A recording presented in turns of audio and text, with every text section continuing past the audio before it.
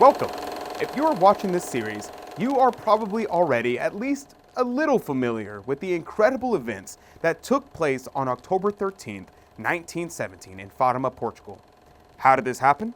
Why was Fatima, Portugal chosen to be the location of such an incredible event? Central to this miracle were the three Fatima Seers, Lucia, Fransisco, and Jacinta. Their stories have been told many times and heard by millions of believers. However, their stories are only a part of this incredible event. There were thousands of secret witnesses to the Fatima miracle, each of whose eyewitness report dispels some of the questions behind this miracle. Come with me now as we explore this great mystery and meet the secret witnesses of Fatima.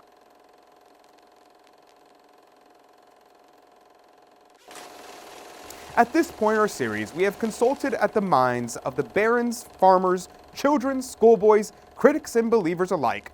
But what about those critical thinking minds? Those free thinkers, those who see things from a practical and logical point of view. And who better than a lawyer to fill that void? A person whose entire professional career depends on the examination of facts and the dismissal of unreliable evidence. How will the testimony of a lawyer, interviewed by author John Haffert in the early 1960s, differ from those who we've heard from before? Will he dismiss what was witnessed and try to explain it away, or embrace the mystery and accept it as an inexplicable phenomenon, unexplainable outside of faith? Let's find out. Meet Carlos Mendez, a successful lawyer in the prime of life, who was 28 years old when the miracle occurred. Carlos was from Torres Novas, about 15 miles from the Cova. When he first went to Fatima in September 1917 on horseback, he explains that it was partly sport and partly curiosity that drew him to that mysterious mountain towering beyond Batahala. Being a spontaneous and active man, Carlos went straight to the home of the three Fatima children.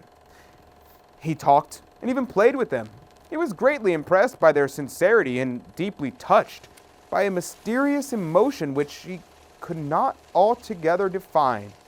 In his 1960s deposition, he explained, "Now I'm going to pause for just a second because something just occurred to me.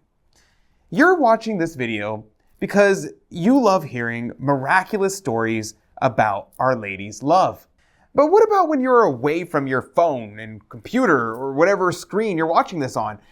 What about when you want to get away from the internet, but you still want to learn about our Lord and Our Lady? Well, let me introduce you to Crusade Magazine. Crusade Magazine is a beautiful, fully color, fully Catholic magazine filled with stories about the saints, cutting edge and current Catholic news, prayer suggestions, and so much more.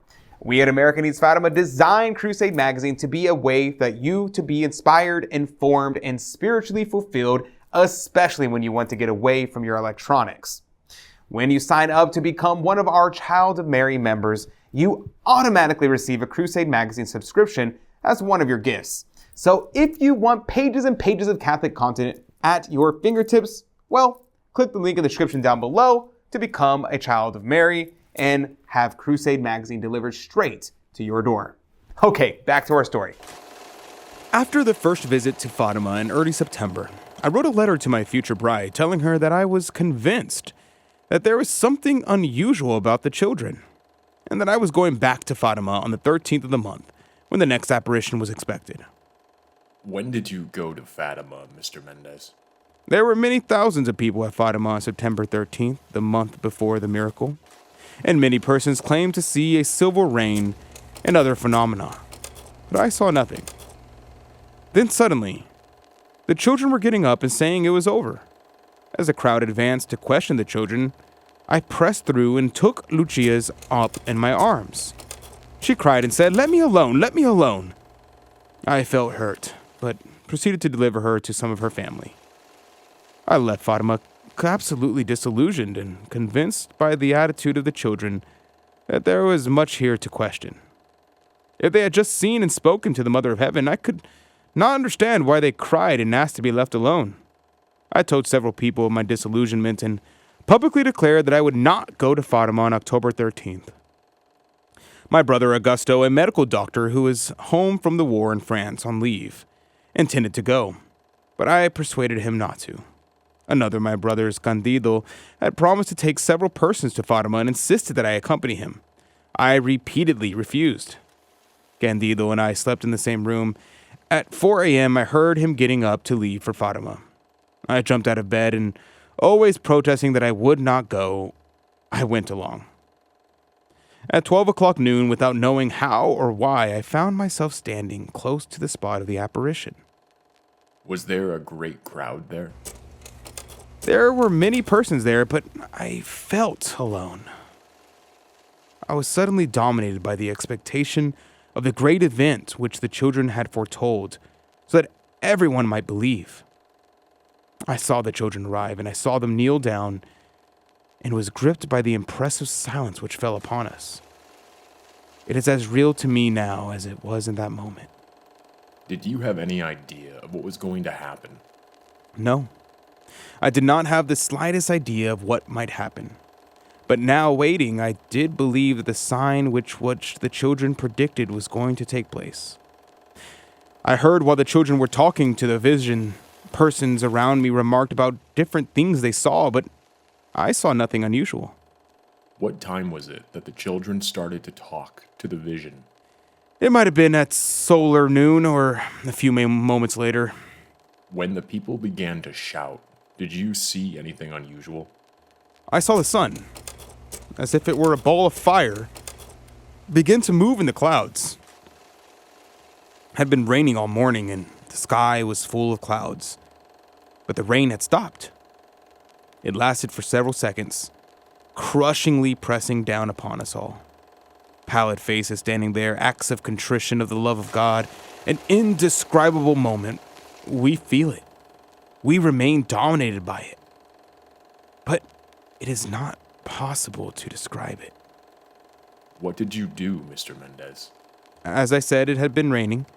I was wearing a waterproof coat and a waterproof trench coat. I was filled with curiosity and emotion, and with the same impulse that I felt in September, I pressed forward and took little Lucia up in my arms and put her on my shoulder. Now, contrary to her actions of September 13th, from my shoulder, as if under the inspiration and fulfillment of an order she had received, she cried out, "Our Lady wants the people to pray and do penance." She said it over and over, adding, "If this is done, the war will end." I resolved at that moment, as long as my health allowed, to work at Fatima in some useful way. Did the message of Fatima and of the miracle of the sun affect others who saw it? What I saw at Fatima could not help but affect my interior life, and I am sure that all who saw the miracle, or even heard about it, cannot fail to be impressed by its greatness. I still remember it today as vividly as the moment it happened, and I feel myself dominated by that extraordinary event seen on the 13th of October 1917 at Fatima. I am not alone. All of Portugal has been deeply affected. And there it seems we have it, an answer to all of our questions asked at the start of the video. The testimony remains essentially the same, even when viewed through the mind of a logical thinker, who cannot help but testify to the miracle's greatness and the effect it had on all who bore witness. I hope you'll tune in for our next episode as we continue to explore the testimonies in an effort to better comprehend the miracle of Fatima, Portugal. As always, we will get our answers from one of the secret witnesses of Fatima.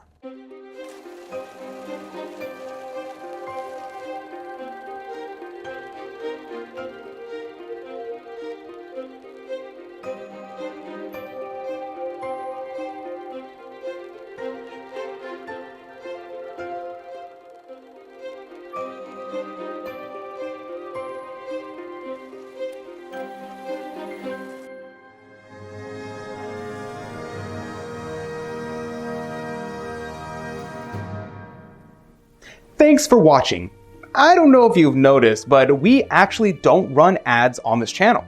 We don't want you to be bombarded with distractions while trying to learn about Our Lady. And because we don't make money from ads, we rely completely on our Child of Mary members to help us to spread the Fatima message all across YouTube. And if you want to help us and receive these spiritual gifts in return, then all you have to do is to click the link in the description box down below to become a Child of Mary. Once you click that link and become a Child of Mary, we will send you this beautiful metal lapel pin. You will also be given a subscription to Crusade magazine. And my favorite, you will have a daily Catholic Mass prayed in your name and for your intentions. And you will also receive this incredible ebook. So don't wait. Become a Child of Mary today to receive your spiritual gifts and to help us spread devotion to Our Lady all across YouTube. Just click the link in the description to become a Child of Mary. God love you.